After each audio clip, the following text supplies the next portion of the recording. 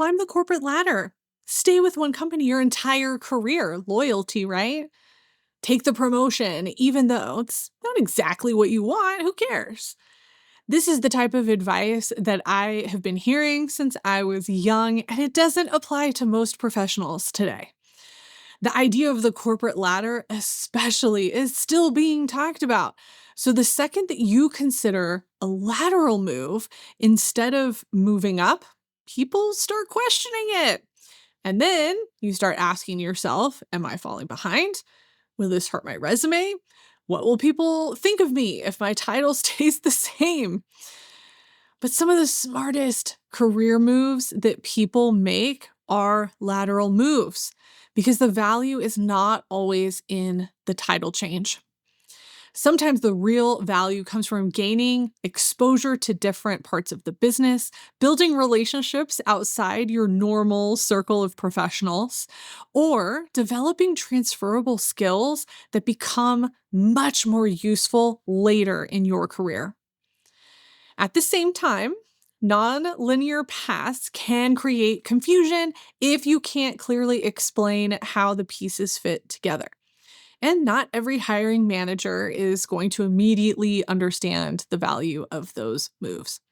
So, today we're going to talk about how to evaluate lateral opportunities more strategically and how to think about these options in a way that's going to expand your long term career leverage.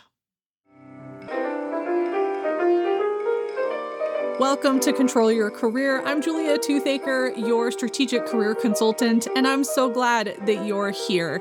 This season is all about career leverage, how your career evolves once credibility is established and you're ready to be strategic.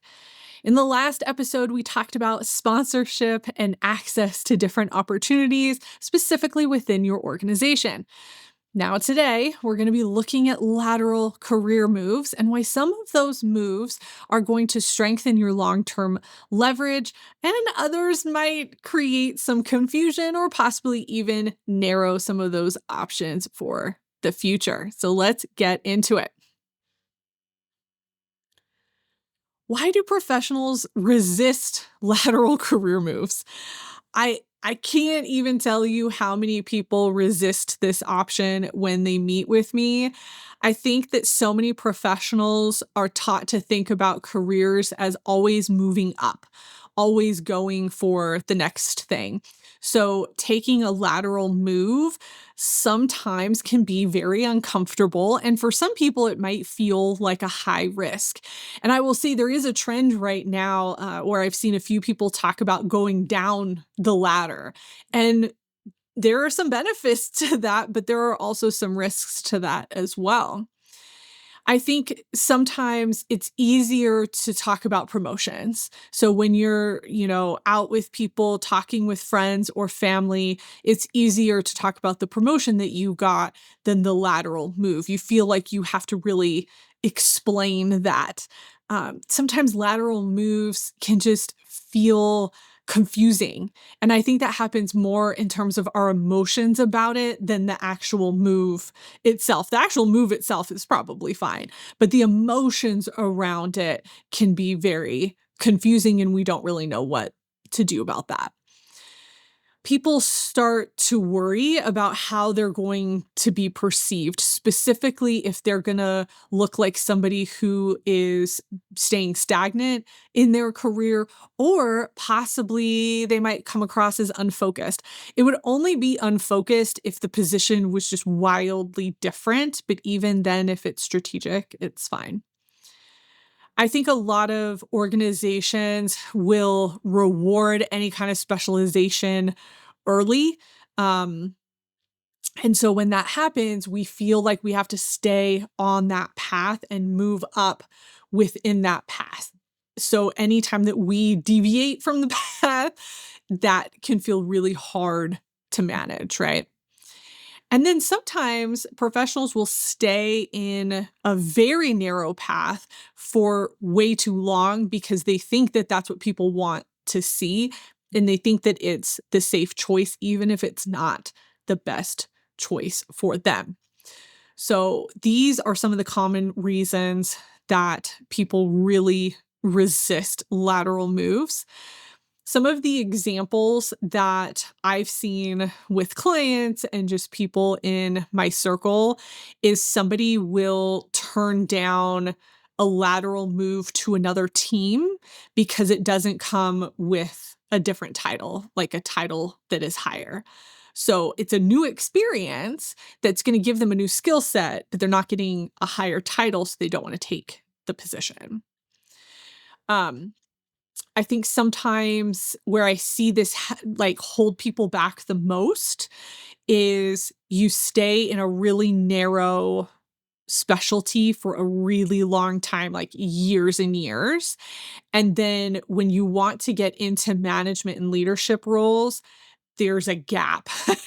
There's a huge gap there, either because you haven't worked with enough people, you haven't really had any kind of informal management experience, or you seemingly do not understand the organization or the industry broadly because you've been in such a narrow focus, right? So, when you are looking at different career moves, I want you to think about your own feelings toward lateral moves. Some of you aren't going to care, but some of you are going to be like, oh no, I would never take a position that wasn't a step up. Well, eventually you're going to plateau. So, that's a different conversation. But I want you to think back to different positions and different moves that you have made within your career, and how are you evaluating those moves? Because if it's purely based on the visible progression, it might be holding you back in some instances. So I want you to really think about that. So lateral moves, I think, can be such a benefit. They can strengthen your positioning in the future because it's going to expand your understanding, your relationships, and your scope depending on what it is, right? So, especially if you're moving from one team to another, that cross functional exposure is going to build such amazing business awareness. And we talked about that a few episodes back, that business awareness was one of those top 5 skills that we need in order to move ahead in our career. And anytime you can take a lateral move that gives you exposure that makes sense for you, that's something you want to consider, especially if it's cross functional. Different environments are going to expand your perspective. So lateral moves don't really have to happen within an organization. They can happen in another organization. So you can take a move to get out of an organization, or just if you want something different. So maybe you don't want to move up, but you want something different. You take a lateral move in another organization or in another industry. Took me a second to get that word there. You could take a lateral move into another industry, and all it's going to do is expand your perspective. And then that's going to make you more marketable down the road, right? Sometimes those broader experiences, they're going to show that you're adaptable. Now, there's a line there. If we move around too much, and we're going to talk about this a little bit more, but if we move around too much, it's going to look like you're job hopping. But if we expand our knowledge and if we show, hey, I took this for this reason, and now I understand this better, then that is a way that you're advocating for yourself and the skills and the experience that you have, right? New types of responsibility are going to increase your ability to be a leader. And I think that's something that for people who are on a leadership track, they have to understand that leadership is not always in a linear position. A lot of times, especially when you get into senior leadership, they want to see that you've had some broader experiences. They want to see that you understand different parts of the business, because so many senior leadership positions encompass more than one thing. So often a senior leader has multiple departments that report up to them, that they have to have some understanding of the organization as a whole. So anytime that you can expose yourself to that is going to just make you a stronger candidate for leadership. Somebody that's been on one path their entire career and not done anything else, it doesn't mean that they can't get into those leadership positions. There are especially some that I think value that. But for a lot of them, they want a little bit more breadth and they want somebody that's going to be able to work across different functions. And then some lateral moves just create leverage because they make it harder for you to fit into a box. They make it harder for you to stay in this one lane. And I think that for some people, that can be a leverage point. I think about the difference between being a specialist and a generalist. I think generalists get a lot of negativity around understanding a lot of different things. But at the end of the day, it's the generalist that you really want in the room because they understand different parts of the organization. One of the things that I did really well was I made some good decisions in one of the organizations that I was in.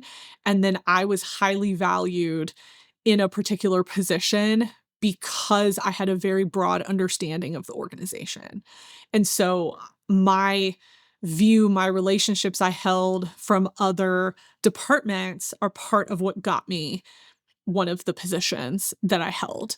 And so it just depends on the situation whether or not it's going to be valued, but never think that it's not going to be valued. Now, the flip side of that is there are situations where being a specialist is the way to go.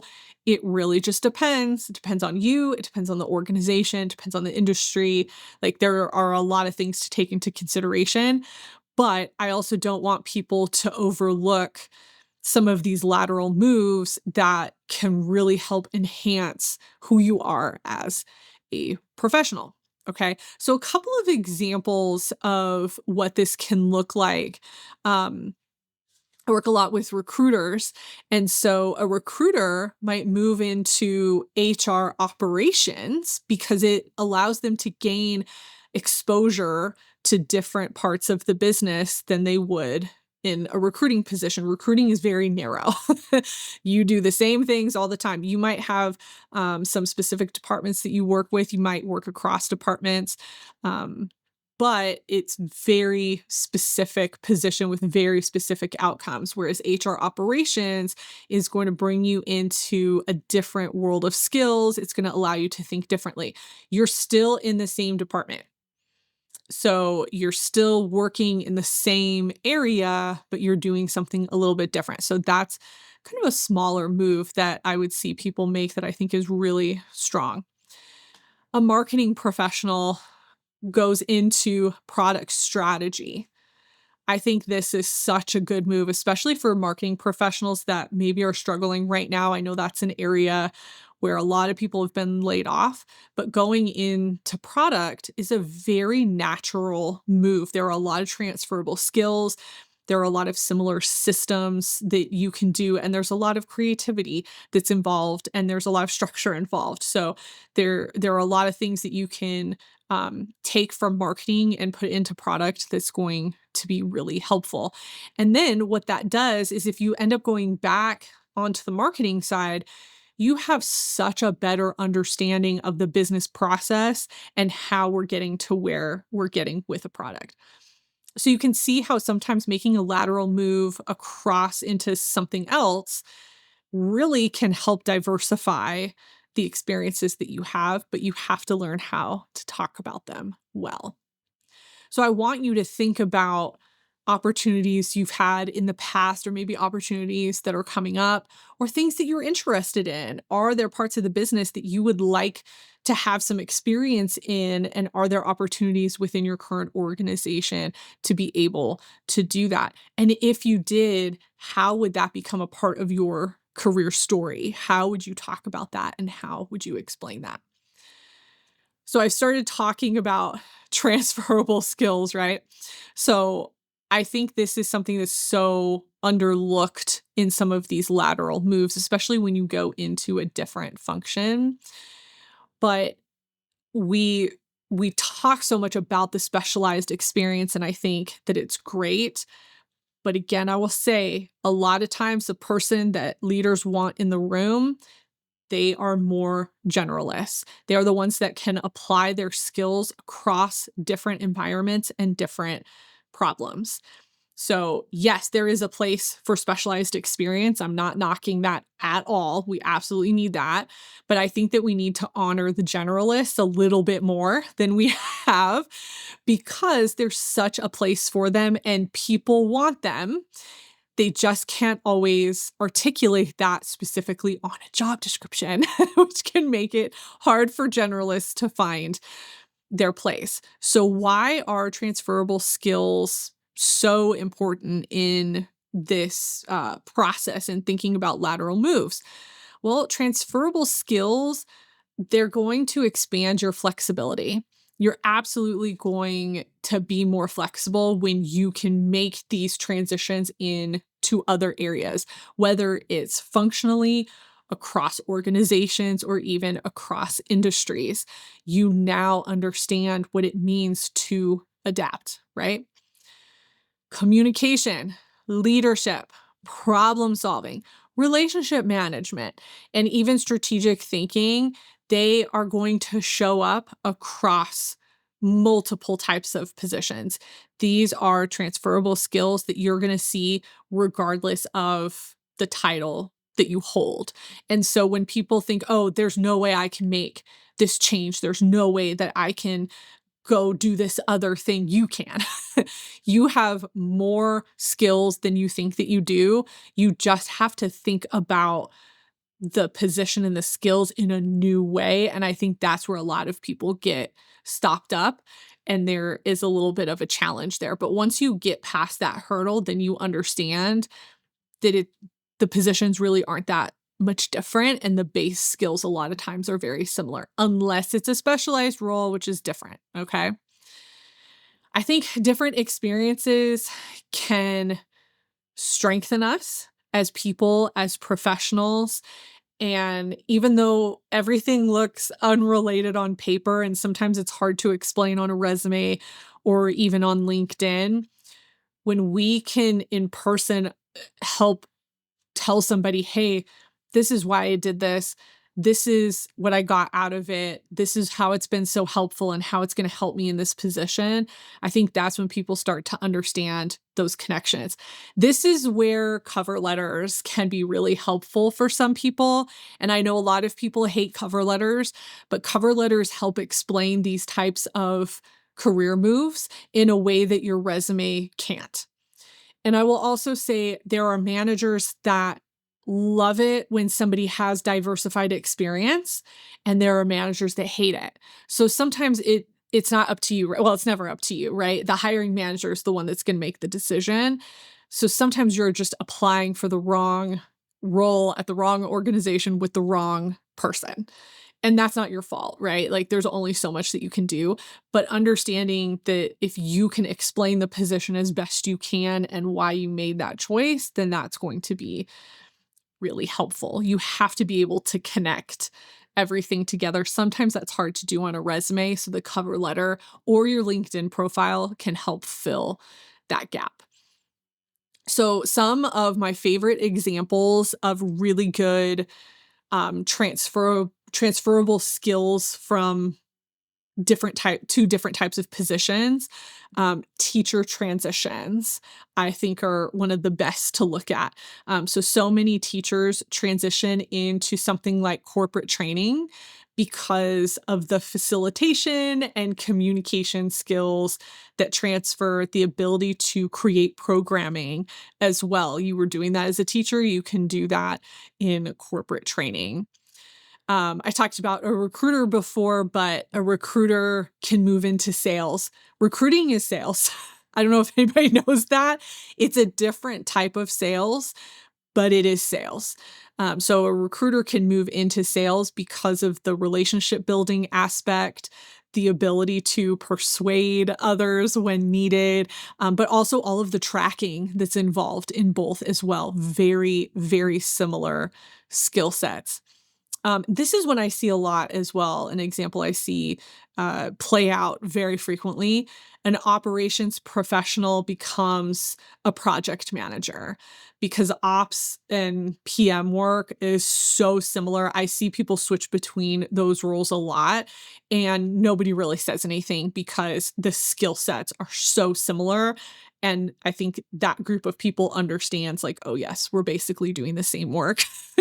And so that's a really easy switch. And I think this is important to understand too when you're looking at applying for positions and the titling, because so many organizations don't title the right way. Some are really good at it, but some give weird titles, or they give one title for something and it's really something else. And so understanding the different titles that your skill set can work with is also really helpful. So a lot of my PM clients, we look at operations titles because they're so similar and it doesn't really matter. So one of the things that I want you to think about when it comes to transferable skills is, can you clearly explain how your past experiences connect to where you want to go next? So if you're somebody that's had some different moves that maybe you've had a hard time articulating, you want to try to do that. And that really becomes the career story that you are going to tell. So look at transferable skills first and then build on top of that. Okay, so when we are looking at all of this, when we are looking at these lateral moves, there is a point that you can get to where everything is disconnected and nobody knows where to place you. So that is a problem for some people. And I'm going to admit, like, it's hard to manage that type of career story. It's hard for the person. It's hard even for me as a career coach because you're trying to make sense of a path that is completely different. And I think what we're seeing when that happens is experimentation. We are seeing somebody that's experimenting with different career paths and they're trying to figure out who they are. And I think when you're in your 20s, that's fine. When you get into your 30s, that's when we have to start making some more intentional choices. However, that is not true for everyone. And I think that there are two audiences here when I'm talking about kind of this disconnect. There is the person that is trying to figure out where they fit. So they've taken a bunch of different positions and they're trying to figure it out, and maybe they've now landed on something, so they're trying to stay in that field. We also have people who I would call free spirits, and they don't want to be in the same thing. They want to switch around, they want to do different things. I think that's fine.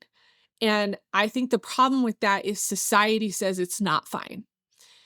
A lot of the times, the people that fall into this free spirit category probably have ADHD, if I had to guess. My clients that fall into this category, I have a couple of them, and they have ADHD. So that's not indicative of everything, but I've done enough research on ADHD to know that it's something that I see frequently with people who have ADHD, and it's because you get bored and you want to do something different. Not all ADHD is like that, so it depends on your flavor, but it's what I see a lot. They're free spirits, they want to go and do different things. The reality of a free spirit is they don't want to settle down. They want to do something different. And so they're going to take different opportunities as they come up, and they don't want to write a resume. They're probably not going to take positions that require resumes because they are really just finding people and situations that they like, that they want to try, and people gravitate toward them. I don't think there's anything wrong with that. The challenge that those people have is society has a hard time with them. And so then they feel this disconnect of, well, I want to be a part of something, but I also want to have this freedom. And I think that's some of what that person has to figure out for themselves. So I'm not going to go too deep on that because it's so specific to the person. But if you are somebody that has switched around a lot because you get bored, because you want to try something new, that's okay. That's okay. We have to own that. And we also have to own that it's only going to take us so far.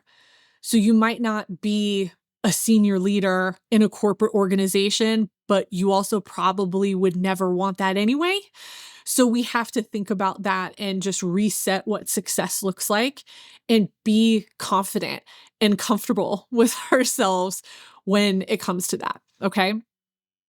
So I want to talk about the disconnection with some of these career moves and what can happen. So I've said this before, but the nonlinear career move, so this means like we're just making career moves that don't seem to connect to each other. It can still create leverage, okay? Because there are likely skills that you're bringing through each position that connect, and that's why you took that opportunity. And sometimes it's you just wanted to try it out, and I think that's fine too. Then that becomes part of the career story, and you just have to be comfortable talking about that. I think that while on paper it can look like a disconnection, the different experiences that you have will become an advantage when you can connect them all together. So this is why if you're somebody that has some of these disjointed experiences, you have to be able to talk about why, and you have to talk about whatever the thread is that is through them. You're the thread, right? Like you're the common denominator. So what is it about you that you brought to each of these positions? As I said before, some managers are going to appreciate the broad experiences. And I would argue smaller companies are going to appreciate it more than corporate companies. So if you're somebody that has moved around a lot and you are struggling to find positions, I would look at smaller organizations. I would look at local organizations versus going like big corporate. Because a lot of times those owners, they value the diversity. They value that you've had all these different experiences and you can bring it into their organization. Okay. The reality too is some people are going to struggle. Some people are linear thinkers. They have a hard time putting the pieces together. Other people are going to get it right away. They're going to see how everything connects and why it's important. And you just have to deal with that, and I think that's where being around the right type of people that understand who you are as a person. And in our last episode, we talked about sponsorship. So having people in your life who are sponsors for you, who are going to pull you into the random positions, that's what you want in your career, right? And those are going to be your external sponsors, not an internal sponsor. All right. Okay. Let's talk a little bit more now about evaluating some of these lateral moves strategically, because I think that is actually the most important part of this. Obviously, we understand that there are barriers and there are things that are frustrating when it comes to our past and the choices that we've made. So how do we move forward well? Um, I think that lateral moves are really interesting in mid and late career because they're usually fueled by something different than when you're in early career. I think early career, it's really about experience, but in your mid to late career, it's just about doing something different or getting out of a situation, and that is okay too. So some of the best lateral moves are the ones where you're expanding opportunity. So you're looking to the future and going, okay, I can see where my experience here is going to help me at this point. It might not be the next position, but it might be a position or two after that. So it's not necessarily what's happening immediately, but it's what's happening in the future. One thing I tell clients a lot who are in burnout or in toxic environments is your lateral moves are going to get you out of the current situation. So if somebody is in a really bad situation and I want them to get out, I'm going to encourage a lateral move. Just go to another organization, go into a different industry doing the same job, just get out, take that lateral move, give yourself some time to heal, and then let's have a different conversation. That is still a strategy. And that's a strategy that gives you time to actually heal and figure out who you are, not in this burnt out, stressed out scenario. So that is also something to think about in terms of why do you want to make this lateral move. So here are some questions that I think are helpful when we're talking about making a lateral move. Does this move expand my business understanding? So this would be a move within an organization in most cases, which could be helpful for future leadership opportunities. Does this move increase my relationships or exposure to certain people within the organization or even externally at another organization? Will this move strengthen my leadership potential for the future, whether I stay in this organization or go to another one? Will this move make me more adaptable? Is it going to show my breadth, or is it going to maybe keep me in a more narrow positioning, more narrow than I would like anyway? And does this align with the direction that I want my career to evolve toward? I think sometimes we only think about the next step because that's all we have the capacity to think about. But when we can start thinking about our careers a step or two beyond the next position, that allows us to evaluate a little bit different. Doesn't mean you have to actually take that position, down the road, but it allows us to go, oh, I can see where this skill set is going to be helpful. I can see where this move into a different industry is going to help strengthen my resume. It's going to help strengthen my career story. So those are the questions that you want to ask yourself. All right, we're talking about compounding this season. That's a word that I've been using a lot, compounding leverage.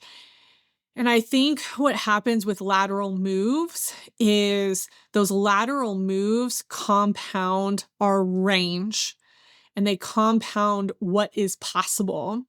And they allow us to see things in such a different way that now we have strengthened our judgment, our adaptability, and our just general understanding of the work that we're doing or the organization that we're in over time. I've said this already, but those broader perspectives really are going to help you understand the business better and ultimately is going to improve decision making because you're thinking beyond what is right in front of you and you're thinking about the organization as a whole, or you're thinking about the client experience beyond the role that your department or your position plays. So that's always going to be helpful and it's always going to look positively for those who are in positions of making decisions about your career future in the organization. I think this cross-functional awareness and cross-functional experience, all that's going to do is build influence. So if you can get on a different team, if you can have different experiences around the organization, this is especially true of larger organizations. All that does is help position you well. But even in smaller organizations, there's so much opportunity to meet with people and understand what they're doing. And again, all that does is broaden your perspective and help reinforce that you understand the work a little bit differently. Those transferable skills. Oh, I can't even explain how impactful transferable skills can be when you can articulate them clearly. I think that it allows you to see the business from a more complex place because you've had a different type of exposure. And I think all that's going to do is help you. So I think sometimes when we question a lateral move, we really have to look at the skill set. I think that is the core piece of this is what are the skills that I'm gaining?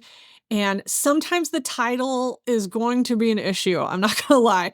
Um, but there are ways that we can work around that as well, and that's a very specific experience. Obviously, we're not gonna lie about our titles, but sometimes those titles aren't right anyway, and so we can use more general language and put your internal title, like, in parentheses or something like that on your resume and on LinkedIn. So, there are ways to work around that, but really focusing on skills, transferable skills, I think that is one of the things that really helps these lateral moves fuel this compounding of your range. And I know that that's a newer concept. We don't talk about compounding in careers as much as very like finance focused language, but it was something I introduced in this season because I think we have to look at different decisions that we make and what is gonna have the biggest impact, what is gonna compound the most. I talked about sponsorship in the last episode and how sponsorship is just gonna skyrocket your career. I think lateral moves compound, but in a much more subtle way. I think that they build. I think it builds, and then you see eventually where that helps. I had a situation early in my career where my skill set from my first career path got me a position in my second career path because I was able to hold a dual position. After that position, I stopped talking about the other path because that's not what I was doing anymore and it's not what I wanted to be known for. But that original career path for me consistently pops up as something that is still a benefit to me. It has saved me tons of money over the years. And I think it's something that sets me apart as a business owner in my field because I'm just able to do things a little bit differently. So I'm still seeing the compounding of a career choice that I made early on that I ended up moving away from but still impacts me today. So we just never know what's going to happen with those career moves or how they're going to come back and help us in the future. Man, I see so many professionals end up making career decisions based on optics instead of leverage. And a lot of times that means that they make a career move for the better title or the path that makes sense for other people, even when the other opportunity is going to expand their perspective, their relationships, their business understanding, and even their future opportunities in such a bigger way. Those lateral career moves are so much harder to measure because the benefit is not always immediate or obvious. And so many of us are sensitive to what other people think that we end up making a decision that's just not as strategic, right? Careers are messy. And sometimes a move that looks random, especially to other people, ends up being one of the most useful experiences that you can have later because it expanded your understanding. It expanded your learning and your leadership and your communication and your adaptability in ways that you really couldn't even know at the time that you made the decision. I think sometimes people make career moves because of burnout or survival or curiosity or frustration. And sometimes those aren't great career moves. Sometimes they are. Sometimes we just need to get out. So we take a position that is not aligned with what we're doing, and that's okay. But then sometimes we have to then get reconnected to what the bigger picture is after we make that emotional decision. And hear me now, emotional decisions are okay. Emotional decisions sometimes save our lives, and that's what we have to do, right? But then we might have to do a little bit of work to get people to understand that decision without giving away too much. And that's going to be sometimes a challenge. And the other challenge is, honestly, I think the main challenge is just being intentional enough to understand that your experiences are helping you become a better professional over time. They're helping you become a more marketable professional over time. You just might not see it yet. So are you choosing some of these moves because they look impressive immediately and you want to, have that LinkedIn update be that you're moving ahead from somebody else? We're always trying to impress somebody. Or are you making the career move because it's helping you build flexibility and judgment and relationships and the transferable skills that are going to give you the best opportunities in the future? Next episode, we are going to talk about staying market ready. And why having options changes the way professionals navigate uncertainty. I think that's going to be an impactful one, especially with how the market is now. And honestly, the market's always changing. So I think this will be a really good episode for those who are trying to navigate a lot of uncertainty. I'll see you next time, and remember, you control your career.